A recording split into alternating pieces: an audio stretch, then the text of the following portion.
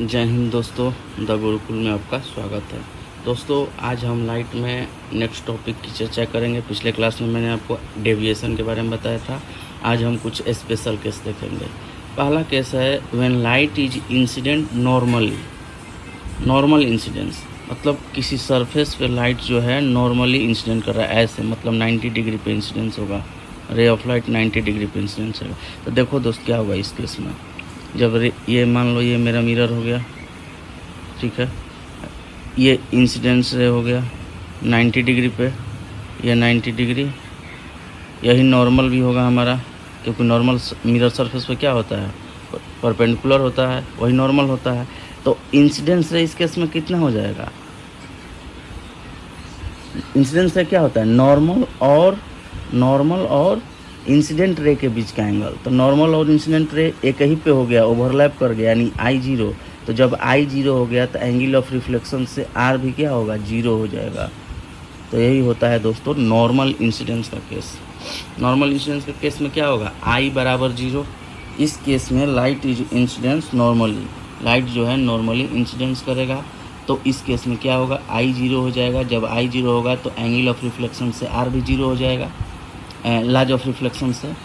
उसके बाद ये देखो डायग्राम मैंने बना दिया है, ये मिरर हो गया, ये इंसिडेंट रे इंसिडेंट कर रहा है, इसी पर नॉर्मल ओवरलैप है, तो I0 हो गया।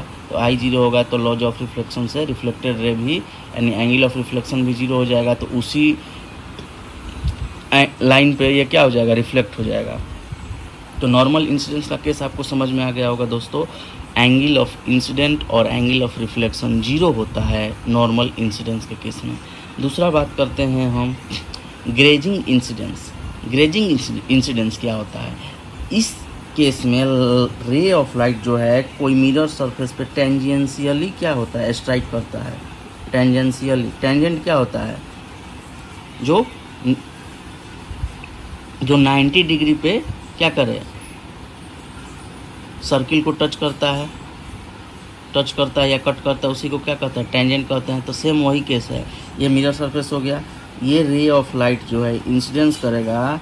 तो यहाँ पे जब टच हो रहा है मिरर पे तो ये 90 डिग्री के एंगल पे हो रहा है, तो ये हमारा क्या हो गया, नॉर्मल हो गया। तो ये एंगल कितना होगा, 90 डिग्री होगा। तो इस केस में एंगल ऑफ इंसिडेंस 90 डिग्री है। तो एंगल ऑफ इंसिडेंस 90 डिग्री है, तो लॉज ऑफ रिफ्लेक्शन से एंगल ऑफ रिफ्लेक्शन भी कितना हो जाएगा, 90 डिग्री। तो ड्रेजिंग इंसिडेंस के केस में एंगल ऑफ इंसिडेंस और एंगल ऑफ रिफ्लेक्शन दोनों 90 डिग्री होते हैं। तो दोस्तों, अभी मैं अच्छे से आपको डायग्राम बना के समझाता हूँ।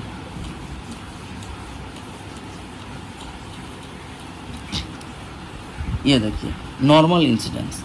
सबसे पहले ये हमारा मान लीजिए ये मिरर हो गया, ये मिरर हो गया।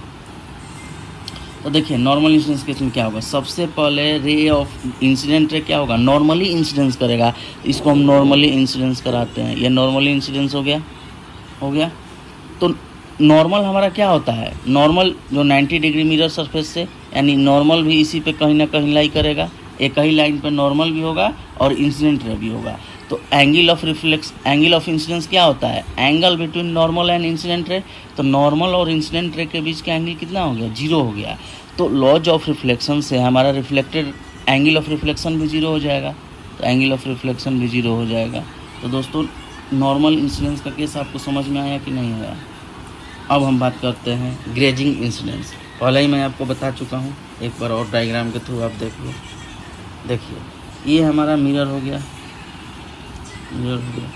सबसे पहले हम टेंजेंट को समझते हैं। टेंजेंट क्या होता है, जो सर्किल को क्या करे, जहाँ टच करता है, जो सर्किल को जहाँ टच करता है वहाँ पे 90 डिग्री का एंगल बनाता है। यानी यहाँ पे जो है ये एंगल कितना होगा, 90 डिग्री का होगा। तो वैसे ही इसमें भी है, इंसिडेंट रे जो है मिरर सरफेस को टेंजेंशियली स्ट्राइक करेगा। तो टेंजेंशियली स्ट्राइक किया तो ये वाला एंगल हमारा कितना होगा, 90 डिग्री। और यही हमारा नॉर्मल भी हो जाएगा, क्योंकि नॉर्मल मिरर पर 90 डिग्री का एंगल बनाता है। तो एंगल ऑफ इंसिडेंस क्या हो जाएगा, angle between normal and incident ray. तो इंसिडेंट रे और नॉर्मल के बीच का एंगल कितना हो गया, 90 डिग्री। तो एंगल ऑफ रिफ्लेक्शन भी हमारा क्या हो जाएगा, 90 डिग्री हो जाएगा। लॉज ऑफ रिफ्लेक्शन के अनुसार I = R होता है। तो दोस्तों इस तरह आप दोनों केस अच्छे से समझ लिए होंगे कि नॉर्मल इंसिडेंस क्या होता है, ग्रेजिंग इंसिडेंस क्या होता है। तो दोस्तों ये वीडियो हम यहीं पे ख़त्म करते हैं। नेक्स्ट वीडियो में आपसे हम मिलेंगे, तब तक आप चैनल को दोस्तों सब्सक्राइब करो, ताकि जैसे ही हमारा 50 सब्सक्राइबर पूरा होगा हम आपको लाइव क्लास दे सकें। धन्यवाद दोस्तों।